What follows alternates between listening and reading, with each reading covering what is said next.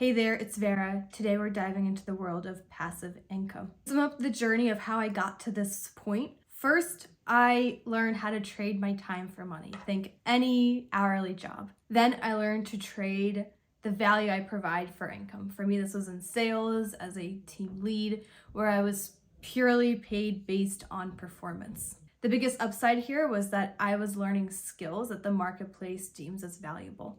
I learned and practiced how to think on my feet, how to truly listen, solving problems, and helping people choose, feeling confident about the decision that they made. It was an active way to make income, although I simultaneously venture to say, also a prerequisite to being able to make passive income long term. So next naturally came passive income. I prefer to call it effort upfront income as opposed to passive income because generally it's something that's created once and then can provide value forever. Whether it's purchased once 100 times, 1,000 times, or 10,000 times makes no difference, which means that for the creator, there's unlimited upside with no tie to time.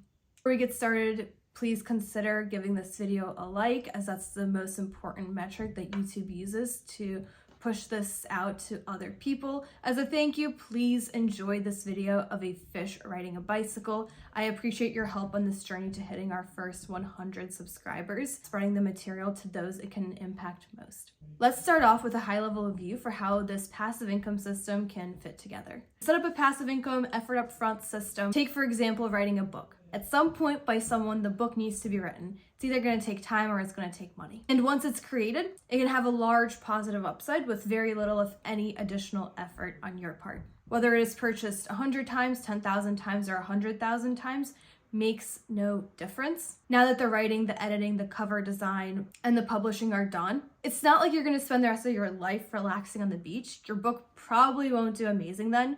So once the book is written, then the next phase of the journey will reveal itself. It will be time to promote the book, meet people, sign copies. Then in that process, by going through events that you probably haven't gone through before and thus weren't fully prepared for, through that, growth and transformation takes place. To continue with the example of writing the book, let's say that the book covered the drills I did to become a college soccer player. So I included my workouts in the gym, my preseason conditioning, the descriptions for executing drills with helpful tips, and the mindset that helped me come to each practice, continuously focusing on my technique and seeking improvement. Let's say the book is self-published on a platform like Amazon, which takes less than an hour to do. The book's doing well, people are getting value from it, some are reaching out and asking follow-up questions. People are asking about your other offerings, and maybe this leads to you releasing a more in-depth video course for how to do some of the drills and exercises. And although that is helpful, then people still want more help because they're like, hey, I'm doing the thing that you're telling me with my leg, but it's not working. And so we decided to have an in-person live skills workshop.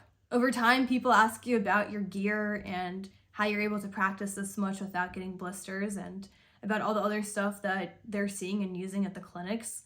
So what you end up doing is putting together a little storefront for yourself with like affiliate links. That way people can just go ahead and get exactly what you're using so they can save themselves that time. From a high level view, regardless of where you start, once you start, additional avenues for how you can plug in will just naturally open up. This can all come full circle, so it's not important to choose like the right one to start with. It's important to choose one, actually do it, stick with it, and then adjust as needed. When interested in making forward progress, a good question that I've found helps me is, what can I do today that I will be glad I did tomorrow? Comment down below what you're committing to doing if that's something you want to do. Let's make it a wall of knowledge for someone who's on their journey too.